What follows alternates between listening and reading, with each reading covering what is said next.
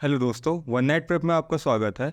ये है हमारी इन्फॉर्मेशन एंड कोडिंग थ्योरी का नेक्स्ट वीडियो, जिसमें हम डिस्कस करने जा रहे हैं एंट्रोपी। हमने लास्ट वीडियो में भी एक अंदाज़ा लिया था कि एंट्रोपी होता क्या है। इसमें हम डिटेल में देखेंगे एंट्रोपी को। अगर हम शैनन कौन है? फादर ऑफ डिजिटल कम्युनिकेशन, जिन्होंने ये सारी थ्योरी बनाई हुई है। तो उनके हिसाब से अगर हम एंट्रोपी की डेफिनेशन देखें तो वो है to reliably store an information produced by a random source X, you need no more or less than hx bits for each outcome। hx का मतलब एंट्रोपी है। तो वो कह रहे हैं कि अगर एक सोर्स x है जो कि इन्फॉर्मेशन प्रोड्यूस कर रहा है, रैंडम सोर्स है तो रैंडम इन्फॉर्मेशन प्रोड्यूस कर रहा है, रैंडम वर्ड मतलब प्रोबेबिलिटी। तो उस इन्फॉर्मेशन को ट्रांसमिट करने के लिए या स्टोर करने के लिए हमें ना मतलब on an average hx bits चाहिए होते हैं। थोड़ी कंफ्यूजिंग लगी होगी। आसान भाषा में बोले तो ये है एवरेज अमाउंट ऑफ इन्फॉर्मेशन, कि एक source average amount of information क्या प्रोड्यूस करता है। फॉर एग्जांपल मैं आपसे कहूँ कि एक सोर्स है जिसने एक डेक ऑफ कार्ड में से रेड कार्ड निकाला, तो रेड कार्ड निकालने की प्रोबेबिलिटी हमने पिछले वीडियो में कैलकुलेट करी थी 1/2, क्योंकि 26/52 होती है रेड कार्ड निकालने की प्रोबेबिलिटी। ठीक है, तो इसका जो ये एक इवेंट ए मान लो आप, तो जो इन्फॉर्मेशन आएगी इस इवेंट के लिए वो क्या आएगी? log 1/pa, जो कि हो जाएगी log 2, यानी कि 1 बिट। ठीक है, इस पर्टिकुलर इवेंट के लिए हमारी इन्फॉर्मेशन आई 1 बिट। अब मैं कहूँ सेम सोर्स ने एक नया इवेंट क्रिएट किया जिसमें वो कह रहा है वो सिर्फ और सिर्फ आपका कोई भी कार्ड निकालेगा, रैंडम कार्ड निकालेगा। ठीक है, नेक्स्ट इवेंट है जिसमें वो रैंडम कार्ड निकाल रहा है, तो रैंडम कार्ड का मतलब हो गया 1/52। ठीक है, तो इसका जब आप प्रोबेबिलिटी कैलकुलेट करोगे तो आएगा log 52। log 52 आपका ऑन अराउंड 5.8 बिट्स होगा। ठीक है, एग्जैक्ट नहीं मैं लिख रहा हूँ, अंदाजे से लिख रहा हूँ 5.8। अब मैं कह रहा हूँ सेम सोर्स ने एक नया इवेंट निकाला जिसमें वो सिर्फ फेस कार्ड्स निकालेगा। फेस कार्ड्स कौन से होते हैं? आपको जोकर, जैक, क्वीन और किंग। तो उसको निकालने की प्रोबेबिलिटी क्या मतलब क्या होगी? 12/52। ठीक है, 12/52, या इसको हम लिख सकते हैं आपका 3/13। जब आप इसका लॉग लोगे तो आपको इसकी भी कुछ इन्फॉर्मेशन मिलेगी। सॉरी, आपने फेस कार्ड निकाला ना, तो फेस कार्ड की प्रोबेबिलिटी क्या होगी? 1/12, कि 12 में से कोई भी एक फेस कार्ड निकाला। तो जब आप इसकी इन्फॉर्मेशन निकालोगे तो आपका log 12 आएगा। log 12 आपका कुछ 3.5 बिट्स के आसपास होगा। तो आप देखो, एक सेम सोर्स ने 3 इवेंट्स प्रोड्यूस करे और तीनों इवेंट्स में अलग इन्फॉर्मेशन हमें मिली। ठीक है, हमें तीनों इवेंट्स में अलग इन्फॉर्मेशन मिली। तो अब आप देखो कि हमें information source to destination transfer करनी होती है एक चैनल के थ्रू। तो इन्फॉर्मेशन कभी ज़्यादा आ रही है, कभी कम आ रही है। तो हमें क्या करना होगा ना, चैनल का एक रफ आइडिया लेना होगा कि इस चैनल के थ्रू अराउंड इतनी इन्फॉर्मेशन तो जाती है, तो वो हमें मिलती है एंट्रोपी से। तो अगर हम इसका एवरेज ले ले, तीनों इन्फॉर्मेशन का अगर हम एवरेज ले ले तो हमें क्या मिलेगा? 1 + 5.8। अगर हम तीनों इन्फॉर्मेशन का एवरेज ले लें तो हमें क्या मिलेगा? 1 + 5.8 + 3.5 / 3। ये कुछ आएगा हमारा, इसी को हम एंट्रोपी बोलते हैं। ठीक है, तो ये कुछ हमारा आएगा, इसी को हम एंट्रोपी कहते हैं। ये हमारा क्या है? ये हमारा एवरेज अमाउंट ऑफ इंफॉर्मेशन है, कि ऑन एन एवरेज इतना इन्फॉर्मेशन हम ट्रांसमिट करेंगे चैनल के थ्रू। क्या करा था हमने? 1 + 5.8 + 3.5 / 3। यही तो होता है एवरेज का formula, total sum of outcomes divide by number of outcomes. तो ये था एक एंट्रोपी का रफ आइडिया। अब मैं अगर एंट्रोपी के फॉर्मूले की बात करूँ, अब हर बार तो हम इन्फॉर्मेशन नहीं निकाल सकते। ये तो बस 3 इवेंट्स थे, एक इन्फॉर्मेशन, एक सोर्स बहुत सारे इवेंट्स प्रोड्यूस कर सकता है। तो एंट्रोपी का फॉर्मूला हमारा निकल के आता है hx = summation pi log 1/pi। तो हमने कुछ नहीं किया, मान लीजिए क्यू इवेंट्स थे, एक सोर्स था जो क्यू सिंबल्स प्रोड्यूस करता था, तो उसका जो फॉर्मूला निकल के आएगा, उस सोर्स की जो एवरेज इन्फॉर्मेशन निकल के आएगी वो आएगी summation of pi × log 1/pi। तो सम इसको अगर खोलेंगे तो क्या आएगा? P1 log 1/P1 + P2 log 1/P2, ऐसे करते करते PQ log 1/PQ। तो ये फॉर्मूला होता है। अब हम इसका प्रूफ देखेंगे। हाँ, तो अब प्रूफ देखते हैं हम। प्रूफ में हम मान लेते हैं एक सोर्स है S जो कि डिस्क्रीट मेमोरी लेस है। डिस्क्रीट का मतलब है वो एक डिस्क्रीट सिंबल्स प्रोड्यूस करेगा, जैसे बाइनरी 1 0 1 0। कंटिन्यूस एनालॉग नहीं प्रोड्यूस करेगा, डिस्क्रीट प्रोड्यूस करेगा। और मेमोरी लेस, लास्ट वीडियो में हमने देखा था मेमोरी लेस मतलब जो करंट आउटकम है वो नेक्स्ट आउटकम प्रेडिक्ट नहीं कर सकता, या दूसरे वर्ड्स में कहे तो जो ये S2 आउटकम है वो S1 पे डिपेंड नहीं करता, सब इंडिपेंडेंट इवेंट्स हैं। वो प्रोड्यूस कर रहे हैं Q symbols, for example for let's say S1 S2 करते करते SQ तक, ठीक है, और हर एक की प्रोबेबिलिटी क्या है P1 P2 करते करते PQ तक, ठीक है। अब मान लीजिए कि जो मैंने मैसेज प्रोड्यूस किया वो n लेंथ का था। फॉर एग्जांपल अगर मैंने एक मैसेज प्रोड्यूस किया 10101, तो इसकी लेंथ कितनी है 5, ठीक है। नंबर ऑफ वंस कितने हैं इसमें 3, नंबर ऑफ वंस 3 और नंबर ऑफ जीरोस कितने हैं 2, ठीक है, ये ध्यान रखिएगा। अब मैं कह रहा हूँ n1 है नंबर ऑफ S1 सिम्बल्स, जैसे कि उसमें 3 है नंबर ऑफ 1 सिम्बल्स, n2 है नंबर ऑफ S2 सिम्बल्स, करते करते nq है नंबर ऑफ SQ सिम्बल्स, जैसे कि नंबर ऑफ जीरो सिम्बल्स कितने हैं उसमें 2। तो अब आप देखो P1 का मतलब एक तरीके से यही है ना, प्रोबेबिलिटी क्या बताता है कि टोटल मैसेजेस में S1 कितने थे, यानी n1/n, यानी कि अगर मैं उसमें कहूँ 1 की प्रोबेबिलिटी क्या है 3/5, 0 की प्रोबेबिलिटी क्या है 2/5, ऐसे P1 मतलब n1/n, P2 मतलब n2/n, PQ मतलब nq/n, सिंपल। अब आप देखो मैं कहूँ इन्फॉर्मेशन कितनी है फॉर फर्स्ट सिंबल, तो सिंपल फॉर्मूला लगेगा log 1/P1, but total n1 times produce हुआ। ये तो अगर सिर्फ एक बार हमारा सिंबल आता 1 S1 सिंबल बस एक बार आता तो इतनी इन्फॉर्मेशन प्रोड्यूस होती, बट अगर वो सिंबल n1 टाइम्स आया है, अगर वो सिंबल n1 टाइम्स आया है तो टोटल में I1 कितना प्रोड्यूस हुआ होगा, n1 into log of 1/P1, ठीक है। अगर एक बार होता ये सिंबल S1 जो है बस एक बार आता तो इतनी इन्फॉर्मेशन मिलती, बट वो n1 टाइम्स आया तो कितनी हो गई n1 इंटू लॉग 1/P1।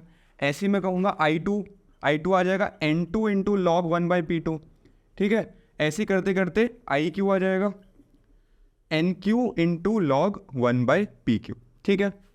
अब हमें तो एवरेज इन्फॉर्मेशन निकालना है, HX क्या है एवरेज इन्फॉर्मेशन।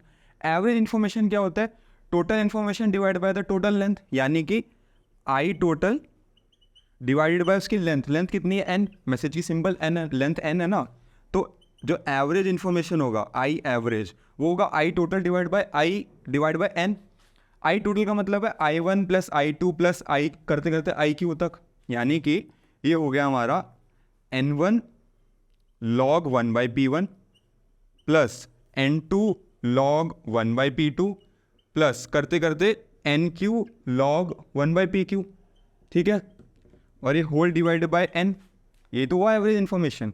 तो अगर इसको मैं सिंपल टर्म्स में लिखूँ तो ये बनेगा 1 divide by n summation I equal to 1 से q n1 ni log 1/pi, यही तो बना ni log 1/pi। अभी कांस्टेंट n तो इसको मैं अंदर भी तो ले जा ही सकता हूँ, इसको मैं उठा के अंदर ले जा सकता हूँ, ठीक है। तो आप ध्यान से देखो ni/n तो pi है भाई, n1/n p1, n2/n p2, तो ni/n मतलब pi, तो ये क्या बन गया, ये बन गया समेशन I इक्वल टू 1 से q pi log 1/pi। और यही तो फॉर्मूला हमने स्टार्टिंग में देखा था, I एवरेज मतलब HX, तो ये हमारा फॉर्मूला निकल के आ गया। क्या फॉर्मूला निकल के आया फाइनली, pi log 1/pi, ठीक है। फाइल फॉर्मूला आ गया हमारा निकल के, जो कि हमने स्टार्टिंग में देखा था, पिछले उसमें हमने देखा था कि हमारा फॉर्मूला निकल के क्या आया था, pi log 1/pi, सिंपल। तो इसका डेरिवेशन कभी कभी एग्जाम में आ जाता है, तो आप देख लो बहुत सिंपल सा है। हमने देखा कि एक से सोर्स है S, वो Q सिंबल्स प्रोड्यूस कर रहा है, प्रोबेबिलिटी P1 P2 करते करते PQ है, N लेंथ का एक सिंबल था और एक N लेंथ का एक मैसेज था, तो हमने हर एक की प्रोबेबिलिटी निकाली, P1 equal to n1/n, P2 equal to n2/n। Finally हमने देखा कि एक पर्टिकुलर सोर्स की इन्फॉर्मेशन कितनी होगी, अगर सिंगल एक ही बार प्रोड्यूस होता तो log 1/P1 आती, n1 टाइम्स प्रोड्यूस हुआ तो n1 log 1/P1, सबका सम किया तो टोटल इन्फॉर्मेशन मिल गई, डिवाइड बाय n किया तो एवरेज मिल गया, सिंपल फार्मूला हमारा निकल के आ गया। एक एग्जांपल देखते हैं जिसमें हमें एंट्रोपी कैलकुलेट करनी है। मान लीजिए हमारा ये मैसेज है 1010010, ठीक है। तो अब इसकी लेंथ कितनी है, n कितना है 1 2 3 4 5 6 7, ठीक है। n1 यानी नंबर ऑफ टाइम्स जीरो कितना आ रहा है 1 2 3 4, और n2 यानी 1 कितनी बार आ रहा है 3। इससे हम कह सकते हैं प्रोबेबिलिटी ऑफ 1 कितनी हो जाएगी 4/7, और प्रोबेबिलिटी ऑफ 0 हो जाएगी 4/7, और प्रोबेबिलिटी ऑफ 1 हमारी हो जाएगी 3/7, ठीक है। अब हमें क्या निकालना है, एंट्रोपी निकालना है, एंट्रोपी HX। उसका फॉर्मूला क्या था, summation P I log 1/pi, तो पुट कर देते हैं 4/7 लॉग 1/4/7 यानी 7/4, मान लेते बेस 2 है यानी बिट्स में हम कैलकुलेट कर रहे हैं, प्लस 3/7 लॉग 7/3, इसको आप कैलकुलेट कर लीजिए, इतना बिट्स हमारी एंट्रोपी हो जाएगी। अब आप देखना जब आप इंडिविजुअली इन्फॉर्मेशन कैलकुलेट करोगे log 1/p1 log 1/p2 करके तो कुछ अलग आएगी। उसका ऑन एन एवरेज ये है एवरेज जो कि हमें बताता है कि लगभग इतना बिट्स तो ट्रांसमिट होगी चैनल के थ्रू, जिससे हमें अंदाज़ा लग जाता है कि हमें चैनल की कैपेसिटी कितनी रखनी है। तो एंट्रोपी हमें हेल्प करता है वो फाइंड करने में। अब एंट्रोपी की कुछ प्रॉपर्टीज़ देखते हैं।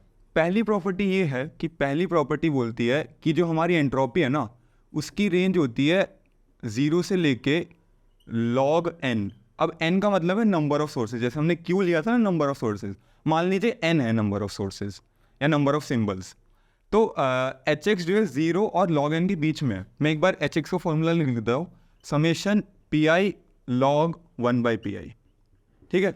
अब आप देखो 0 तो ऐसे बन जाएगा कि प्रोबेबिलिटी अगर 1 है तो log 1 0, तो किसी भी सोर्स की अगर प्रोबेबिलिटी 1 है तो उस केस में हमारी एंट्रोपी 0 आ जाएगी। log n कब बनेगा? log n ऐसे बनेगा, जो कि हमारी दूसरी प्रॉपर्टी है वो बताती है कि मैक्सिमम वैल्यू ऑफ एंट्रोपी यानी H x is log n, ठीक है। वही चीज़ ऊपर लिखी है कि मैक्सिमम कैपेसिटी log n है। कब? व्हेन हर एक इवेंट, हर एक सिंबल की probability when P I is equal to 1/n, मतलब हर एक सिंबल इक्वी प्रोबेबल है। इसको मैं लिख देता हूँ इक्वी प्रोबेबल, ठीक है। हर एक symbol equi probable. For example coin toss, तो हेड आने की प्रोबेबिलिटी भी 1/2, टेल आने की भी 1/2। कॉइन टॉस में हेड आने की भी 1/2 और टेल आने की भी 1/2। तो अगर मैं एंट्रोपी कैलकुलेट करूँ तो क्या आएगा? 1/2 log 2 reciprocal plus 1/2 log 2, log 2 1 होता है तो 1/2 प्लस 1/2 1 आया। और ध्यान से देखो 1 क्या होता है? log 2। तो n number of events, number of symbols कितने थे? 2, तो log n मतलब log 2 होता है 1, क्योंकि हम बिट्स में कैलकुलेट कर रहे हैं। तो वापस वही आ गया। तो ये मैक्सिमम वैल्यू log n हमारी अटेन होगी कब? जब हर एक इवेंट इक्वी प्रोबेबल होगा। अब आप बायस्ड कॉइन ले लो जिसमें हेड आने की 1/4 है, जिसमें हेड आने की 1/4 है तो टेल आने की 3/4 होगी, ठीक है। जब आप इसमें एंट्रोपी कैलकुलेट करोगे ना तो वो log n यानी log 2 यानी 1 से कम आएगी। आप कैलकुलेट करके देखना। तो जो एंट्रोपी की रेंज होती है वो 0 से लेकर log n होती है। 0 कब होती है? जब प्रोबेबिलिटी 1 हो जाएगी। किसी भी एक की प्रोबेबिलिटी 1 हो गई तो बाकी सबकी 0 होगी, क्योंकि समेशन पी आई इज़ 1। भाई अगर हेड की प्रोबेबिलिटी 1 है तो टेल की तो 0 ही होगी ना, तो उस केस में एंट्रोपी 0। और बाकी अगर सब इक्वी प्रोबेबल है तो उस केस में log n, बाकी केस में वो उसके बीच में रहती है। तीसरी प्रॉपर्टी ये है कि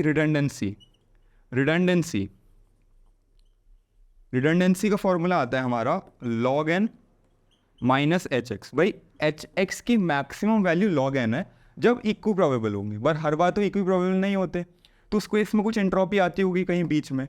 और log n है मैक्सिमम एंट्रोपी जो हो सकती है, तो उसका जो डिफरेंस होता है वो हमें रिडंडेंसी मिलती है। कि कितनी रिडंडेंसी है, कितनी मतलब वेस्टेज है, एक तरीके से हम कह सकते हैं कि हम मैक्सिमम इतना जा सकते थे ना पर नहीं जा पाए, तो इतनी वेस्टेज है लगभग रिडंडेंसी। तो ये 3 प्रॉपर्टीज़ थी एंट्रोपी की। अब बात करते हैं जॉइंट एंट्रोपी की। जॉइंट एंट्रोपी, उससे पहले हम बात करते हैं एक छोटे से कंसेप्ट जॉइंट प्रोबेबिलिटी की, ठीक है। जॉइंट प्रोबेबिलिटी की ये समझ आ गया तो बाकी चीज़ें तो आ ही जाएगी। बाकी प्लेलिस्ट में ना थोड़ा घुमा फिर आगे बढ़ाते हैं, मैं सीधा आपको बताता हूँ, आपको देखते समझ आ जाएगा। जॉइंट प्रोबेबिलिटी का मतलब है एक प्रोबेबिलिटी डिस्ट्रीब्यूशन जो कि एसोसिएटेड है विद मोर देन 1 सिंबल्स। जैसे कि अगर मैं कहूँ सिर्फ पी ए लिखा मैंने, पी का मतलब है बस एक सिंबल, एक ही बात कर रहा हूँ मैं, बट एक से ज़्यादा सिंबल है तो हो सकता है वो उस पर भी डिपेंड करता हो, इंडिपेंडेंट नहीं है, डिपेंडेंट है। तो डिपेंडेंट के केस में ए की प्रोबेबिलिटी हो सकता है बी पे डिपेंड करती हो। तो जेई के टाइम आपने पढ़ा होगा, कुछ नहीं है, जॉइंट प्रोबेबिलिटी का मतलब है ए कॉमा बी, ठीक है। ए कॉमा बी जाना पहचाना नहीं लग रहा, कोई बात नहीं। ए कॉमा बी का मतलब होता है ए इंटरसेक्शन बी। अब समझ गए? जॉइंट प्रोबेबिलिटी का मतलब है बस पी ए इंटरसेक्शन बी, ठीक है। और अब अगर डिपेंडेंट इवेंट होंगे, डिपेंडेंट इवेंट्स के केस में इंडिपेंडेंट के केस में पी ए इंटरसेक्शन बी हमारे हो जाते हैं P A into P B, ठीक है, इंडिपेंडेंट के केस में। और अगर डिपेंडेंट है तो डिपेंडेंट के केस में हो जाता है P A intersection B multiplied by P B. ठीक है, कहाँ से आया formula? P A given B क्या होता था? पी ए गिवन बी होता था P A intersection B divide by P B. ठीक है, अब मुझे अगर P intersection A intersection B निकालना है तो मैं क्या करूँगा, इसको यहाँ ले जाऊँगा तो वो बन जाएगा P A given B multiplied by P B. ठीक है, तो इंडिपेंडेंट के केस में ये है और डिपेंडेंट के केस में ये है। तो जॉइंट प्रोबेबिलिटी का मतलब अब अगर आगे कहीं भी यूज़ होगा तो वो होता है पी ए कॉमा बी या पी ए इंटरसेक्शन बी, और उसका फॉर्मूला ये है, तो आप ध्यान रखिएगा। तो जॉइंट एंट्रोपी क्या होगा? Entropy associated with a joint probability distribution, जो कि एक से ज़्यादा रिसोर्सेज के साथ एसोसिएटेड एंट्रोपी को जॉइंट एंट्रोपी कहते हैं। भाई अगर एक से ज़्यादा इवेंट साथ में हो सकता है तो उस केस में हम जॉइंट एंट्रोपी निकालते हैं, एंट्रोपी नहीं निकालते, जॉइंट एंट्रोपी। सिंपल फॉर्मूला है। अगर एक सिंगल इवेंट था एच एक्स तो उसका फॉर्मूला क्या था? Summation P I log 1/pi। ठीक है, या एक्स में कर रहे हैं तो पी एक्स लॉग 1/px। ठीक है, अब क्या है? एच एक्स कॉमा वाई ये है ना, तो उस केस में कुछ नहीं होगा, समेशन में 2 समेशन लग जाएंगे और हमारा प्रोबेबिलिटी डिस्ट्रीब्यूशन ऐसा हो जाएगा कुछ, P X comma Y log 1/px comma Y. भाई अब जॉइंट प्रोबेबिलिटी के टर्म्स में हम एंट्रोपी निकालेंगे तो हमें जॉइंट एंट्रोपी चाहिए होगी। ठीक है, समेशन कैसा लग रहा है? वाई के लिए भी लग रहा है और एक्स के लिए भी लग रहा है, दोनों के लिए लग रहा है, तो दोनों के लिए हम एंट्रोपी निकाल देंगे, वो हमारी हो जाएगी जॉइंट एंट्रोपी। ठीक है, सिंपल फंडा। H X comma Y is equal to summation P X comma Y log 1/pxy, जिसमें pxy हमारी क्या है? जॉइंट प्रोबेबिलिटी, जो कि मैंने अभी एक्सप्लेन किया। अभी इस पे बेसिक न्यूमेरिकल कर लेंगे तो आपको क्लियर हो जाएगा। चलिए क्वेश्चन देखते हैं। 2 biased coins are tossed, biased है तो हेड आने की प्रोबेबिलिटी क्या है? 0.4, टेल्स आने की प्रोबेबिलिटी क्या है? 0.6। कह रहे हैं find entropy associated with this distribution, इस डिस्ट्रीब्यूशन से जो भी एंट्रोपी आएगी वो हमें फाइंड करनी है। अब 2 कॉइन टॉस हुए तो क्या आउटकम्स हो सकते हैं? Heads, head tails, tail heads और टेल टेल। उसके एसोसिएटेड हमें पहले जॉइंट प्रोबेबिलिटी निकालनी पड़ेगी pxy, तभी तो हम निकाल पाएंगे। एक टेबल बना लेते हैं। हेड आने की प्रोबेबिलिटी क्या होगी? 0.4 इंटू 0.4 यानी कि 0.16, यही होगी। हेड टेल आने की प्रोबेबिलिटी क्या होगी? 0.4 इंटू 0.6 यानी कि 0.24। टेल हेड आने की भी वही रहेगी 0.24, और टेल टेल आने की क्या होगी? 0.6 इंटू 0.6 यानी कि 0.36। ठीक है, ये हमारा है जॉइंट प्रोबेबिलिटी डिस्ट्रीब्यूशन। अब मैं आपसे कहूँ कि हमें क्या निकालना है? Joint entropy. तो जॉइंट एंट्रोपी क्या होता है? एच एक्स कॉमा वाई, इस केस में एच कॉमा टी हो जाएगा, वो होता है summation P X comma Y log 1/px comma Y. ठीक है, तब आप इसमें अगर वैल्यूज रखोगे तो क्या आएगा? पहले हेड यानी एच रखोगे तो उस केस में हो जाएगा 0.16 लॉग 1/0.16। ठीक है, प्लस अब हेड टेल्स रखोगे और टेल हेड्स लिखोगे तो दोनों की सेम है, तो मैं लिख रहा हूँ 2 times 0.24 log 1/0.24 plus last case के टेल टेल यानी 0.36, तो 0.36 लॉग 1/0.36। इसको आप कैलकुलेट कर लेना, कुछ बिट्स आएगी। तो एच एक्स वाई कुछ जॉइंट एंट्रोपी निकाली हमने एसोसिएटेड विद दिस डिस्ट्रीब्यूशन। तो इस टाइप के क्वेश्चन में आपको पहले एक जॉइंट डिस्ट्रीब्यूशन टेबल बनानी पड़ेगी जिसमें आप जॉइंट प्रोबेबिलिटी कैलकुलेट करोगे और फिर उससे आप जॉइंट एंट्रोपी कैलकुलेट कर सकते हो। तो इस वीडियो में हमने एंट्रोपी डिस्कस किया, उसकी प्रॉपर्टीज़ देखी, फार्मूला का प्रूफ देखा, जॉइंट प्रोबेबिलिटी देखी और फाइनली जॉइंट एंट्रोपी डिस्कस किया। नेक्स्ट वीडियो में हम कंडीशनल एंट्रोपी डिस्कस करेंगे, जो कि एक बहुत ही इंपॉर्टेंट टॉपिक है। किसी भी चैनल ने ढंग से एक्सप्लेन नहीं किया है तो वो आप मिस आउट मत कीजिएगा। अभी तक आपको सब सही लगा हो, सब कुछ समझ आया हो तो हमें कमेंट्स करके ज़रूर बताइएगा और वीडियो को लाइक कीजिएगा। Thank you.